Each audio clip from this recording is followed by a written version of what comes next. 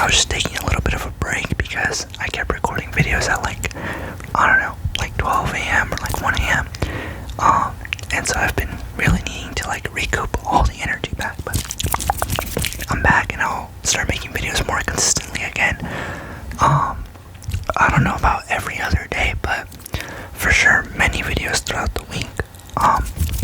But yeah, and so today, I'm showing you guys another Magic the Gathering deck that I've made, or sorry, not that I've made, but one that I had bought from someone online, and then I've just been kind of upgrading cards that I've seen. But yeah, so I put it back in my little deck box. I recently bought new things. I bought these dice. Oh, sorry if you guys heard that. Dice. Okay, it's so loud, so much background noise. I'm sorry, guys. But yeah, I've got these dice. They're pretty cool. Yeah, this deck uses a good amount of counters, so I figured I'd buy this. I also have this display map. Play map.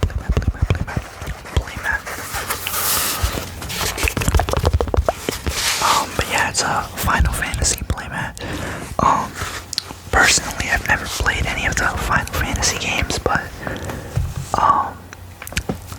that's like, I don't know, that was one of the cooler playmats I saw, and I thought I should pick it up. But I'll definitely like try and like give them like a look, because all the artworks I've seen pretty cool. But yeah, sorry, without further ado, I'm gonna stop all that yapping, and I'll show you guys my new deck. These I put these in green sleeves. My commander for this one is Rip Spawn Hunter. Let me put the deck here to the side, but Rip Spawn Hunter, it has survival, and it allows me, it says at the beginning of my second main phase, if Rip Spawn Hunter is tapped, I can reveal the top X cards of my library, where X is its power, but any number of creature and or vehicle cards with different powers from among them into my hand. Put the rest of them on the bottom of my library in any random order. It's a 4/4, so usually I'll just like be able to just reveal like 4 cards, but yeah. Next we have Halaya Ascendant Cadet. She costs 2 plains, 1 forest, and 2 colorless, sorry. Whenever Halaya enters or attacks, put a +1/+1 counter on target creature I control. Whenever 1 or more creatures I control with +1 or +1 counters on them deal combat damage to a player, I can draw a card. So yeah, I can put a few +1/+1 counters, especially to try and draw more cards to reveal more and put more cards in my hand. Next up we have Veloheart Pike. It costs 1 green mana and 2 colorless. Whenever this vehicle enters, I gain 2 life. I can tap this card to add 1 mana of any color, and I can grow it for 2. But yeah. Okay, next we have the Battle Bus. Okay, the Battle Bus, it's 2 colorless. It has flying. Whenever Battle Bus attacks or blocks, I may draw a card. If I do, I can discard a card. Yeah, and I can just screw it for 1. So yeah, that can help me draw some cards that I need, especially because I do pick up a lot of creature cards from this deck, and sometimes they're not always the most helpful. So yeah. Next we have Scouting Hawk for 1 plains and 2 colorless. It has flying. It also has keen sight, so whenever Scouting Hawk enters the battlefield, if an opponent controls more lands than me, I can search my library for a basic plains card and can put onto the battlefield tapped and then shuffle. So this is pretty good for earlier on, or just have not been hitting any of my land drops. So yeah, that can help me gain a lot more land. Next, I have this land, Evolving Wilds. I can tap it and then sacrifice Evolving Wilds to search my library for a basic land card and put it onto the battlefield tapped. Then I can shuffle my library. So yeah, another card that just kind of helps me ramp up more mana. But yeah, next I have Seraphic Steed. It costs 1 plains and 1 forest. It has first strike and lifelink. Whenever Seraphic Steed attacks while saddled, I can create a 3/3 white angel creature token with flying, and I can saddle it for 4. Next we have Command Tower. It's a land. I can tap it and I can add 1 mana of any color in my commander's color identity. So yeah, any color that my commander has, I can just use that. Next, I have Guardian Sunmare. It costs 2 plains and 3 colorless. It has Ward for a cost of 2 colorless. Whenever this creature attacks while saddled, I can search my library for a non-land permanent card with mana value 3 or less, and I can put it onto the battlefield and then shuffle. Its saddle cost is 4 colorless. So yeah, it just helps me put a lot more creatures onto the battlefield. Next we have Veteran Survivor for 1 plains. It has survival, and at the beginning of my second main phase, if Veteran Survivor is tapped, I can exile up to 1 target card from my graveyard. I can exile up to 1 target card from a graveyard, not my graveyard. Well, I guess I could, but as long as there are 3 or more cards exiled with Veteran Survivor, it gets +3/+3 and has hexproof. So yeah, it can ramp up a lot. It's a 1/2. Sorry, it's a 2/1. But yeah, it can ramp up a lot. Just a plains. Next I have Thunderhawk Gunship for 6 colorless. It has a flying. Whenever Thunderhawk Gunship enters the battlefield, I can create two white Asratis Warriors creature tokens with vigilance. Whenever Thunderhawk Gunship attacks, attacking creatures I control gain flying until end of turn, and I can grow it for 2. And it's a 6/6. Next we just have a forest. Okay, we also have the Wandering Rescuer for 3 colorless and 2 plains. It has a flash, and it also has Convoke. Convoke means that I can, that just like the creatures I have can help cast the spell, and then each creature I tap while casting the spell pays for 1 colorless or 1 mana of that creature's color. It has double strike, and one of its abilities are other tapped creatures I control have hexproof. So in a deck like this, where a lot of my creatures need to be kind of tapped to get a lot of like triggers and stuff, it's pretty good, because then that means that I'm pretty like protected from other spells that may remove like tapped creatures or like some board wipes, you know. So yeah. Next, another plains.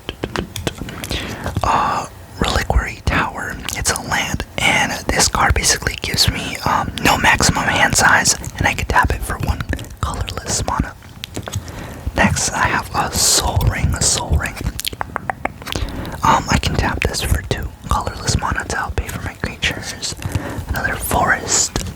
Next, I have Hardened Escort for 2 colorless and 1 plains. Whenever Hardened Escort attacks, another target creature I control gets +1/+0 and gains indestructible until end of turn. So this is pretty good at just like whenever I attack, or I can just kind of help build up bigger bushes and make sure that they don't really get destroyed. Next, I have Split Up. It's a sorcery for 1 colorless and 2 plains. And then this sorcery allows me to choose one, whether I destroy all tapped creatures or destroy all untapped creatures. And this is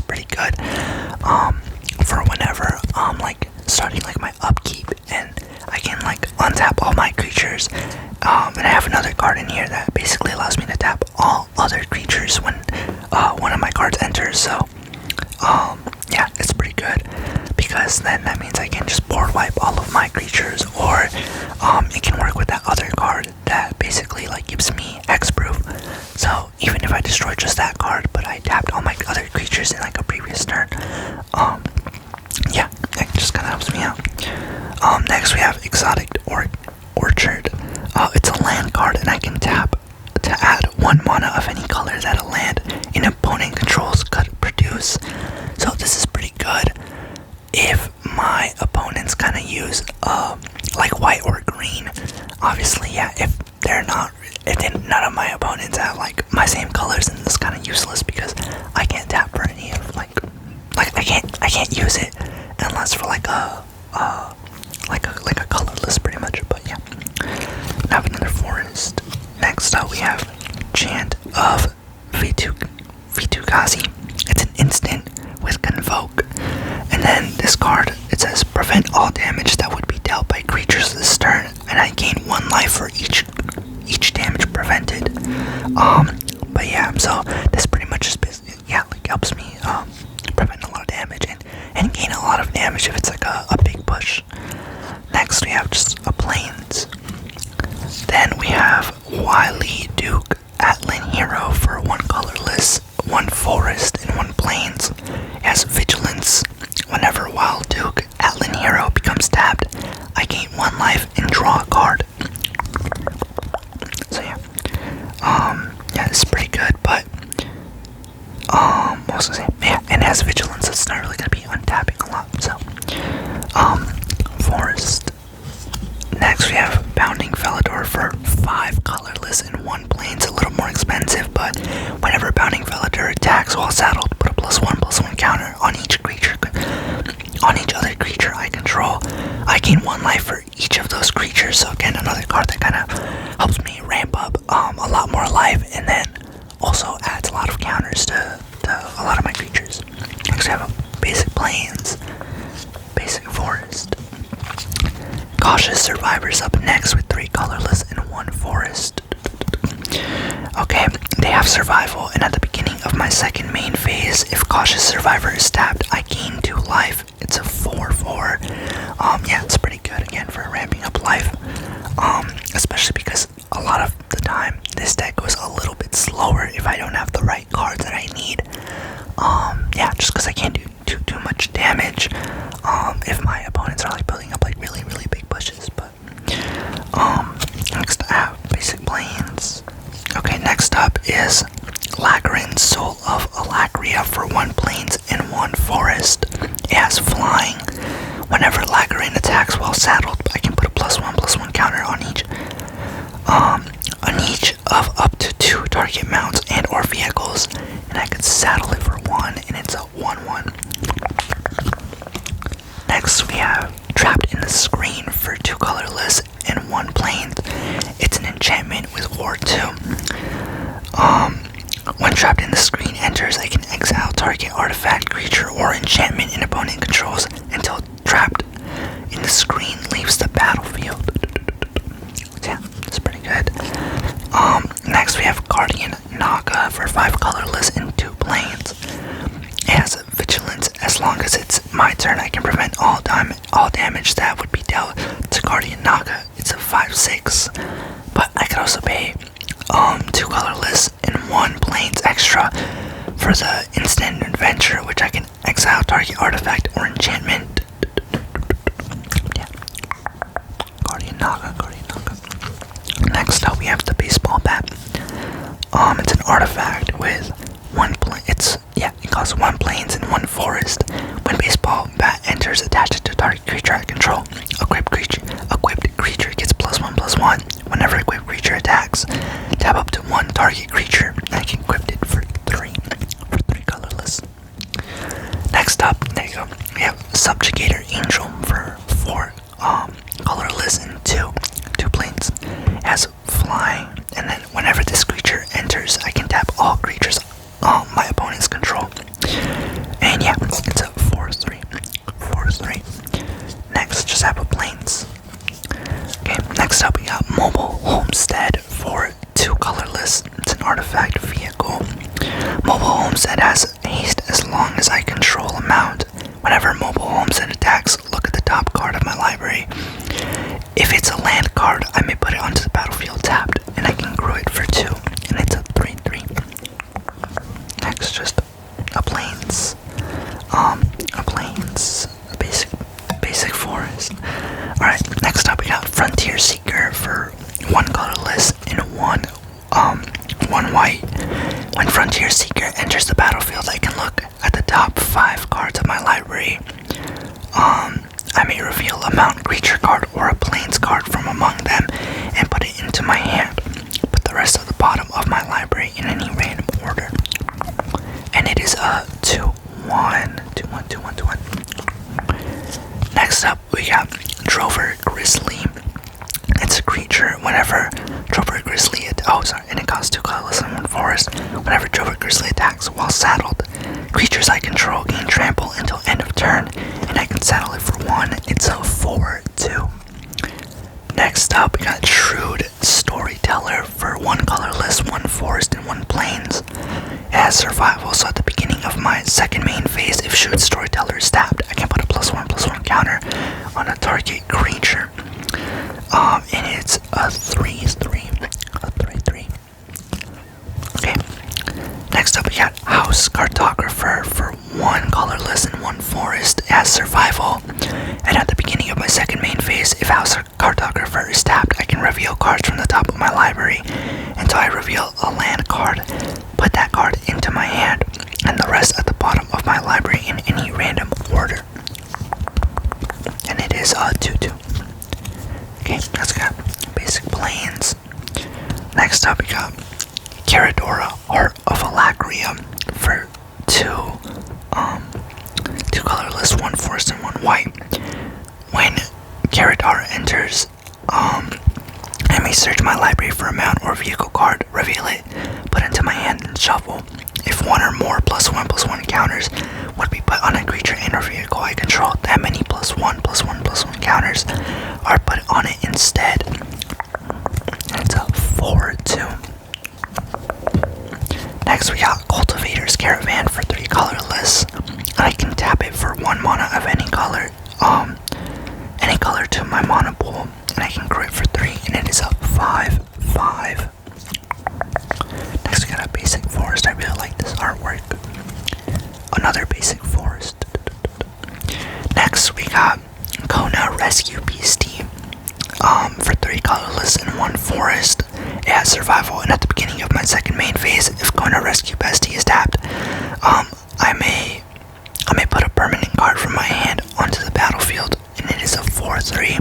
This is pretty good for when I'm just trying to really just dish out a lot of cards and not really having to pay too much mana for them. In that case, none at all. Next, I have District Mascot for 1 forest. It says this creature enters with a +1/+1 counter on it, and I can pay 1 colorless and 1 forest to remove 2 +1/+1 counters from it, from this creature to destroy a target artifact. Whenever this creature attacks while saddled, I can put a +1/+1 counter on it, and I can saddle it for 1. Okay, I'm like halfway there. Next, we got one of the enchantment rooms. It has Surgical Suite for 1 colorless and 1 plains, and Hospital Room for 3 colorless and 1 plains. On the left side, whenever I unlock this door, I can return target creature card with mana value 3 or less from my graveyard to the battlefield. And then for Hospital Room, whenever I attack, I can put a +1/+1 counter on a target attacking creature. Next, we have Glory Heath Links for 1 colorless and 1 plains. This creature has lifelink. Whenever this creature attacks while saddled, I can search my library for a basic plains card, reveal it, and put it into my hand, then shuffle. I can saddle it for 2, and it is a 2/3. Next, we have a forest. Next, we have One Last Job. It is a sorcery for 2 colorless and 1 plains. It has spree, so I can choose one of the additional costs. Choose 1 or more, I can pay an additional 2 colorless to return target creature card from my graveyard to the battlefield. I can pay another one colorless to return target mount or vehicle card from my graveyard to the battlefield. I can pay another 1 colorless to return target or equipment card from my graveyard to the battlefield, and I can attach it to a creature I control. Next we have another basic forest. Okay, then we have Glare of Subdual for 2 colorless, 1 forest, and 1 plains. It's an enchantment.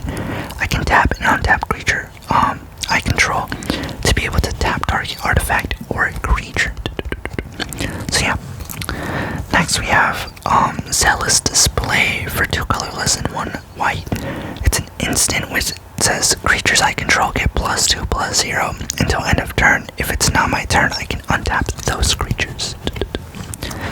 Next I have Defiant Survivor for 2 colorless and 1 forest. It has survival at the beginning of my second main phase. If Defiant Survivor is tapped, I can manifest Dread, which means I can look at the top 2 cards of my library, put one onto the battlefield face down as a 2/2 creature, and the other into my graveyard. I can turn it up, face up at any time for its mana cost if it's a creature card. And it's a 3/2. Next up, I got Defend the Rider for 1 forest. It's an instant. I could choose one. I could either target permanent I control and it gains hexproof and indestructible until end of turn, or I could create a 1/1 colorless pilot creature token. With this token, it saddles, mounts, and crews vehicles as though its power were 2 or greater. Okay. Next, we have Veteran Beast Rider for 1 colorless, 1 forest, and 1 plains. At the beginning of my end step, I can untap each creature I control. I can also pay 2 colorless, 1 forest, and 1 plains, and creatures I control get +1/+1 until end of turn. And it is a 3/4. Next up, we got Harvest Season for 2 colorless and 1 forest. It's sorcery. It says I can search my library for up to X basic land cards, where X is the number of tapped creatures I control, and put those cards onto the battlefield tapped. And then I can shuffle my library. So yeah, it's another one that it basically rewards me for having a lot of creatures, because yeah, I can just put as many of those in lands into the battlefield. And yeah, it really helps with like ramping up a bunch of mana. Next we have Celestia Sanctuary. It's a land. Celestia Sanctuary enters the battlefield tapped. When Celestia Sanctuary enters the battlefield, I can return a land I control to its owner's hand. Sorry. When Celestia Sanctuary enters the battlefield, return a land I control to its owner's hands. And I can tap it for 1 forest and 1 plains. So yeah. Next I have Miriam Erd Whisperer. Let me put the text box over here. Okay. Miriam Erd Whisperer for 1 forest and 1 plains. As long as it's my turn, mounts and vehicles I control have hexproof. Whenever a mount or vehicle I control attacks, I can put a +1/+1 counter on it. And it is a 3/2. Next up, we just got basic plains. Then we have Congregation Gryff for 1 colorless, 1 forest, and 1 plains. It has flying and lifelink. Whenever Congregation Gryff attacks while saddled, it gets +X/+X until end of turn, where X is the number of mounts I control, and I can saddle it for 3. It is a 1/4. Next up, we got Lumen Glass Frigate for 1, and again, for 1 colorless and 1 plains.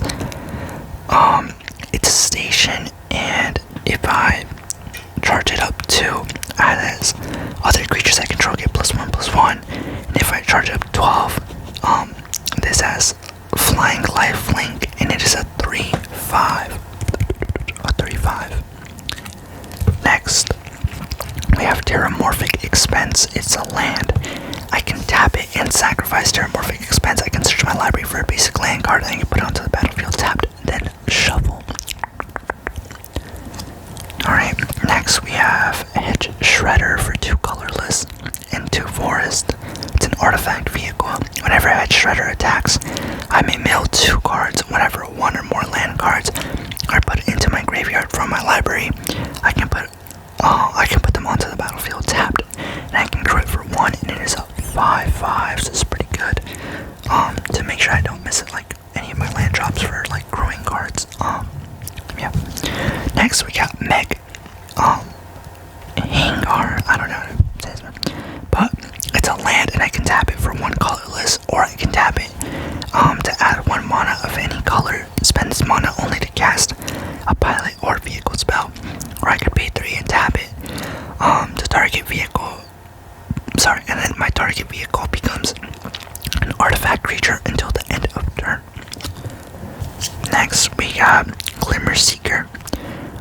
For 2 colorless and 1 plains, it has survival, and at the beginning of my second main phase of Glimmer Seeker is tapped, I can draw a card, and if I control a Glimmer creature, if I don't control a Glimmer creature, I can create a 1/1 white Glimmer enchantment creature token. And they are a 3/3. Alright, next up we got Parhelion 2. I can pay 6 colorless and 2 plains. I has flying, first strike, and vigilance. Whenever Parhelion 2 attacks, I can create 2 4/4 white angel creature tokens with flying and vigilance that are attacking. I can grow it for 4, and it is a 5/5. Okay. Next up, we got Reluctant Role Model for 1 colorless and 1 plains. It has survival, and at the beginning of my second main phase of Reluctant Role Model is tapped, I can put flying, lifelink, or a +1/+1 counter on it. Whenever Reluctant Role Model or another creature I control dies, if it had counters on it, I can put those creatures on up to 1 target creature, and it is a 2/2. This is pretty good. Next, we got Dawn's Truce for 1 colorless and 1 plains. It's an instant. It says gift card.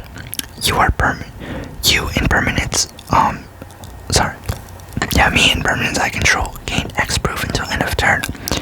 If the gift was promised, permanents I control also gain indestructible until end of turn.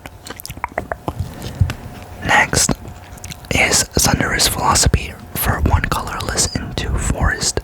It's an artifact. It has trample, and each other vehicle and creature I control enters with an additional +1/+1 counter on it if its mana value is 4 or less. Otherwise, it enters 3 with 3 additional +1/+1 counters on it, and I can grow it for 3.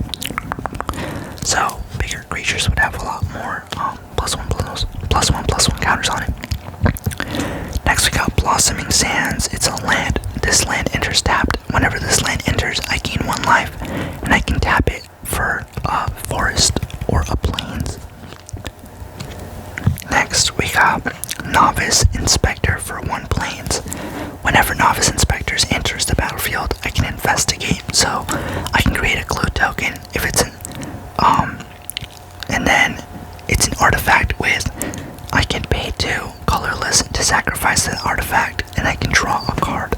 And it's a 1/2. A 1/2. Next we got Basic Forest. Then we have Gene Pollinator for 1 forest. It's an artifact creature. And I can tap, and then tap untapped permanent I control. And then I can add 1 mana of any color. 1 mana of any color.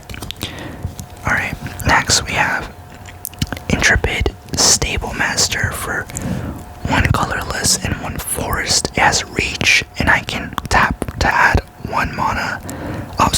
I can tap for a forest, or I can tap and add 2 mana of any 1 color and spend this mana only to cast mount or vehicle spells. And it's a 2/2. A 2/2. Oh shoot. Next, wait, actually no, we have like 1, 2, 3, 4, 5, 6, 7, 8, 9, 10, 11, 12, 13, 14, 15, 16, 17, 18, 19 cards left, but a few of them are lands. Almost done. Next is for a forest. We have Emo Symbiotic Might. Whenever this creature becomes tapped, another target creature I control gets +X/+X until end of turn, where X is this creature's power. And it is a 1/1. Next we got atmospheric greenhouse for 4 colorless and 1 forest. Right, when the spacecraft enters, I can put a +1/+1 counter on each creature I control. I could also charge it up for 8, and it has flying trample, and it becomes up 5/4. Next, we got interface ace for 1 colorless and 1 plains. When this creature saddles, mounts, and crews vehicles using its toughness rather than its power. It says, whenever this creature becomes tapped during my turn, I can untap it. This ability triggers only once each turn, and it is a 0/4. So this helps me cast any vehicles or mounts that I need to saddle. Plains. Then we have Slavering Branch Snapper for 4 colorless and 2 plains. It has trample and 4 cycling too. And it's a 7/6. Next we have Tamiyo's Journal for 5 colorless. At the beginning of my upkeep, I can investigate, so then I can tap to sacrifice 3 clues, search my library for a card, put that card into my hand, and then shuffle. This is pretty good if I need like some of my combos to kind of hurry up. But I have Esika's Chariot next for 3 colorless and 1 forest. When Esika's Chariot enters the battlefield, I can create 2/2 green cat creature tokens. Whenever Esika's Chariot attacks, I can create a token that's a copy of a target token I control. I create 4, and it is a 4/4. Next we have forest and another forest. Okay, then we have another enchantment, which is the Dazzling Leader for 3 colorless and 1 plains. And then creature spells I cast have Convoke. And then on the other side for Prop Room, I have 2 colorless and 1 plains for untap each creature I control during each other player's untap step. That's pretty good. Then we have Protective Response for 2 colorless and 1 plains. It's an instant with Convoke, and I can destroy target attacking or blocking creature. Then we have a plains, and a forest, and a plains. Okay, almost done. Then we have Heroic Intervention for 1 colorless and 1 forest. Permanents I control gain hexproof and indestructible until end of turn. Then we have Ancient Imperiosaur for 5 colorless and 2 forest. It has Convoke and Trample and Ward 2. Ancient Imperiosaur enters the battlefield with 2 +1/+1 counters on it for each creature that convoked it. And it is a 6/6. Then we have Coordinated Clobbering for 1 forest. The sorcery, and I can tap 1 or 2 target untapped creatures I control. They each deal damage equal to their power to target creature an opponent controls. Okay, then we have Savior of the Small for 3 colorless and 1 plains. This creature has survival at the beginning of my second main phase. If Savior of the Small is tapped, I can return target creature card with mana value 3 or less from my graveyard into my hand. And it is a 3/4. Okay, for the last but not least, we have Well Rested. It's an enchantment that costs 1 colorless and 1 forest. I can enchant enchanted creature as whenever this creature becomes untapped, I can put +1/+1 counters on it. Then I gain 2 life and draw a card. This ability triggers only once each turn. And that is it. Whew. Oh man, that is a lot that I had to get through. I'm sorry. It's my longest video, almost half an hour. Oh no, sorry, not almost. It is half an hour. But yeah, if you watched this far, thank you. I hope you guys had a nice relaxing time. But yeah, let me know if you guys like any of this Magic the Gathering kind of ASMR. But yeah, so I'ma record another video that more people can kind of relax with. But yeah, so good night everyone, and I'll see you guys next time.